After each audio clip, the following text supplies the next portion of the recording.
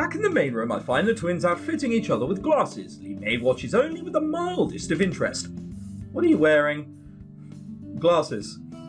Yeah, I'd like to think that's obvious. Clearly not. See, Naki at the moment, if you can, let's say, take away... Hang on, let's get rid of the conversation so you can really immerse yourself. Look, he's not there anymore. If you can get rid of this hair, he looks like someone who's called Steve. He doesn't look like someone who's potentially evil, does he? Or shy. No, well, whatever.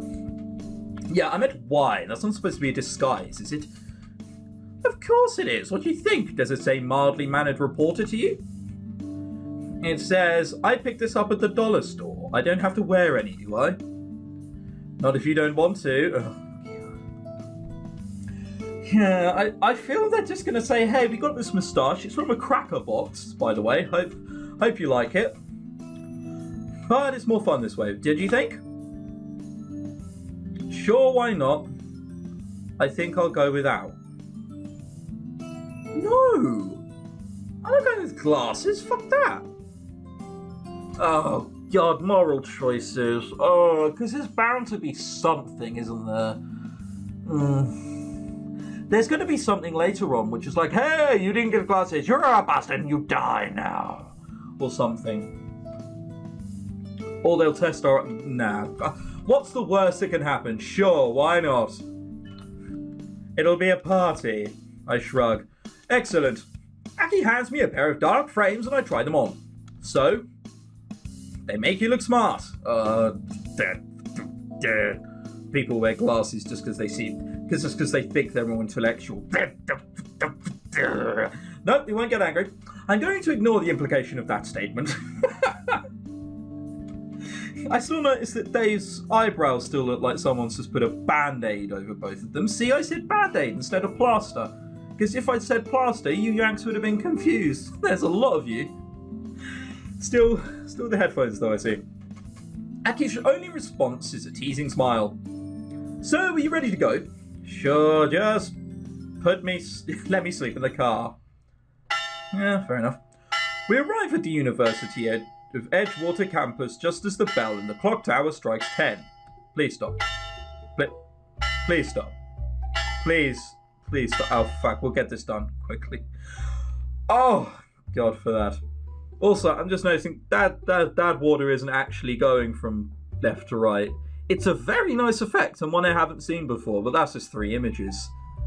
Giving themselves about 0.1 of a second. They just keep going and going and going. I'm going to assume so.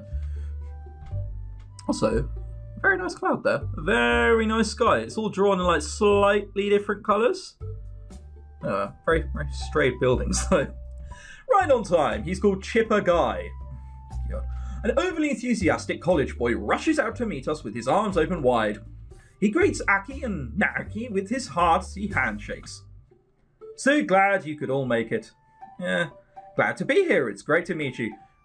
Aki mirrors the guide's posture and smile effortlessly. He beams, pleased to have met a kindred spirit. Smooth.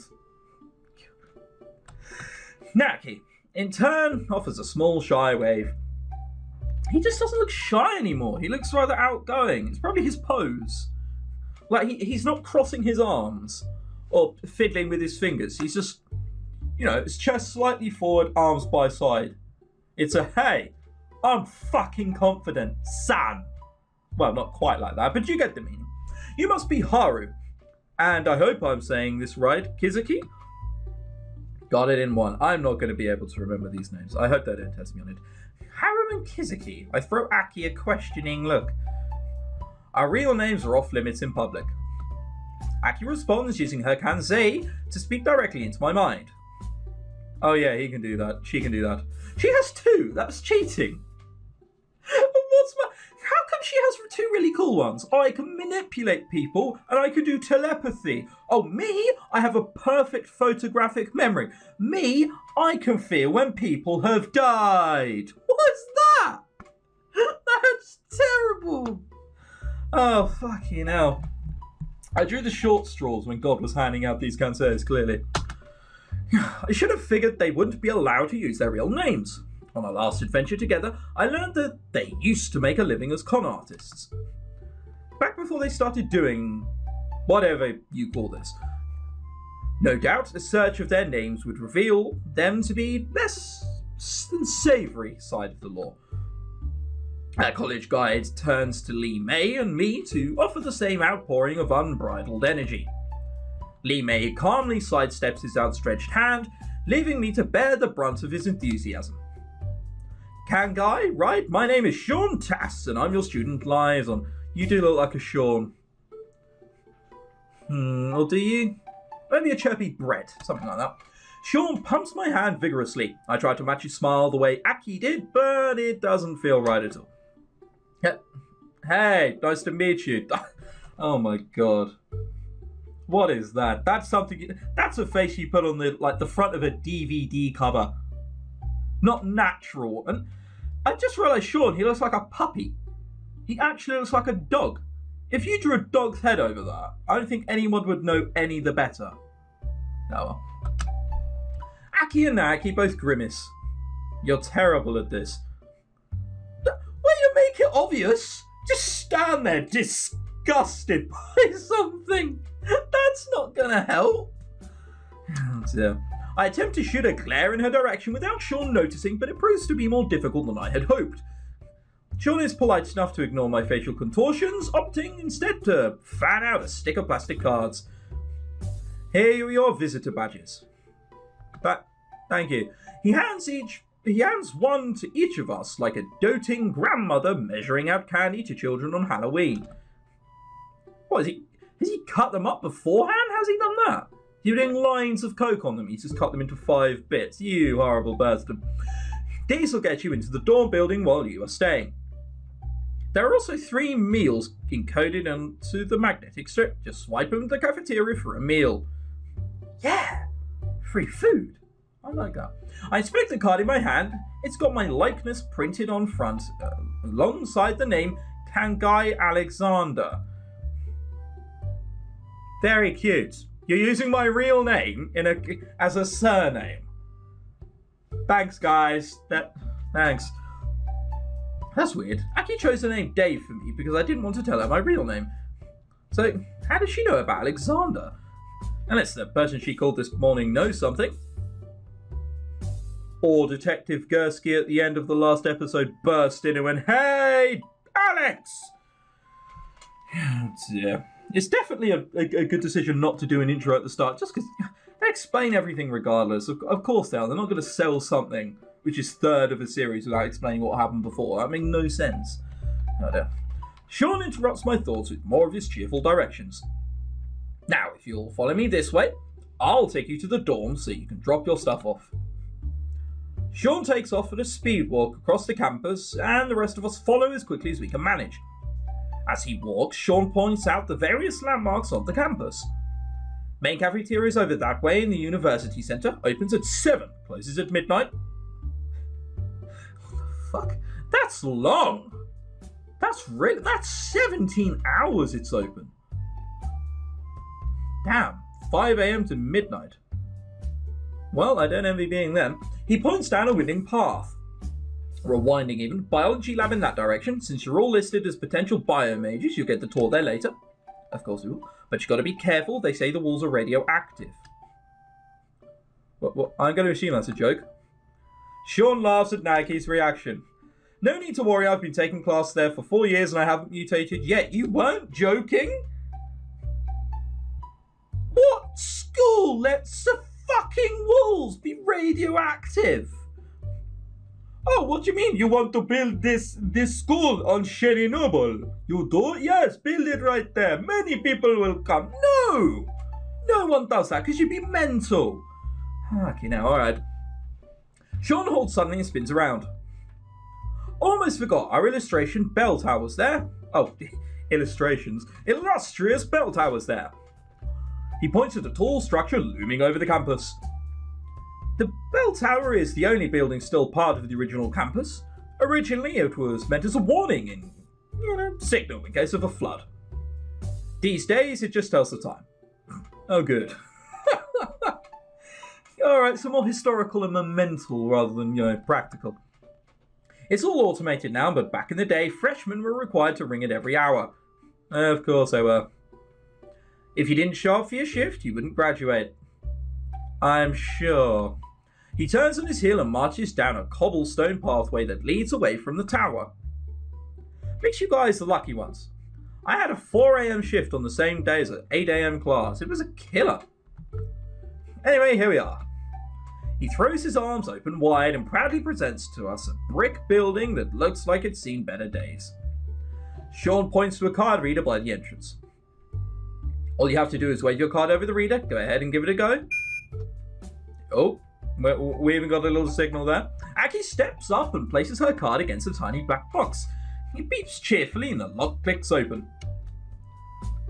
Sean holds the door open for us and we all trek inside. The first floor is fairly empty. I guess everyone is in class right now. Wait, what? How did Lee May get here? Only Kizuki and Kangai will be in room 103 on the first hallway. The girls' hallway is over there. I said Kangai again, didn't I? I meant Dave. Your dorm buddy isn't in right now, so I'll get you two set up. He motions for Aki and Lee May to follow him, and the three disappear down a hallway. Now Aki and I stare at each other for a moment. So, just go in then? I think so. Are your missions always this vague? I slide my keycard into the card reader mounted on room 103's door. Honestly, I'm not even sure what we're even... Am I going to feel ill? Oh! Someone's taking a photo. That's us definitely in here. We're going to have to disable the cameras later on. A bright flash of light blinds us as soon as the door swings open. Ah! Naki flinches and takes a step back. Oh, God. Oh, God, we've got someone who's taken photography in university. Oh, God, I hate those people. The kind of people who twiddle their thumbs and bang on about how bohemian they are and wondering how deep they are. The kind of people who's like, oh no, I'm gonna... Like, if you see in that Simpsons episode where Milhouse goes deep, it's like, no, I'm gonna walk back home alone. And everyone swoons. Yeah, that kind of person needs a punch in the face. Not all like that, just the vast majority. As my pupils readjust themselves to the light, I finally make out the outline of a guy holding a camera. I did that a while ago. Hi, we're here for the high school student something or other. The guy taps his camera and snaps another picture of us. I know, you can come in. You can't take pictures without our consent. I know how these things work. Naki and I enter hesitantly. So, which one is which? I'm Dave. And I'm Kizuki. There you are, you're playing around with your thumbs, you look more shy. Cuckoo Aaron, welcome to the command central of Awesome. Oh, God. Well, there's a new one. I can assume that's not the official name. Yep. First clap of the series. Slow clap. Well done, you. No, it's the cool name. You are going to die if I have anything to say with this. He points to a couple of sleeping bags rolled up in the corner of the room. Ah, those are for you. You can unpack before we go to the lab. Naki and I kneel beside the sleeping bags and unpack our few belongings. Aaron hoovers around us the entire time, snapping pictures at random. Is there any reason you're taking all these pictures? Aaron inspects his camera for a brief moment as if he didn't notice he was holding it. Because I like it? No, that's not a real reason. That's not a real reason at all. These are going to suck. We're going to be we're going to be found to be incriminated. We're going to have to escape, and people are going to have pictures of us. Naki looks like he wants to say something else, but he remains silent. Could you not quite take so as many? I'm kind of uncomfortable with it. Is it like your hobby or something? Hey, Aaron. Ask me if I have any interest in knowing more about you. Hey, Chris. Do you... I'm going to assume he speaks like this. Do you have any interest in knowing what my hobby is? No. Absolutely not at all. Please stop. Damn straight. Aaron sticks his tongue out at me. You'll get used to it eventually. Everyone does. Everyone? Just try to take fewer if you can. No promises, but I'll see what I can do. Naki smiles gratefully at me and nods his head once. Well, that's our stuff unpacked. What next? Did Sean already show you around the campus? Yes, we don't want to go with you. A little bit. He pointed out to all the buildings when we came here. Well, I can answer any other questions you might have. He opens the door for us and we file out. What about Haru and Lee Mei? Naoki uses Aki's false name without hesitation. I wonder how often they use these identities. All the time. You know. Sean probably already took them. We'll meet them again at the bio building. Okay. Naoki sighs. He really doesn't look like too happy to be away from Aki. Yeah, fucking trust me, why don't you? Oh, wait, because you're not. What a dick. Is the river still, the pond still, the thing still moving? Yep, it is. Aaron leads us down a path and through the University of Edgewater's campus. He stops frequently to point out various buildings, tell us about student traditions, or share stories about the university's founders. Some of it is a rehash of Sean's tour, but most of it is new information. It's hard for me to keep up, but Naoki seems to be taking it all in without any problem. His kansei of perfect memory seems awfully convenient right about now. I don't see many people around here. Holiday?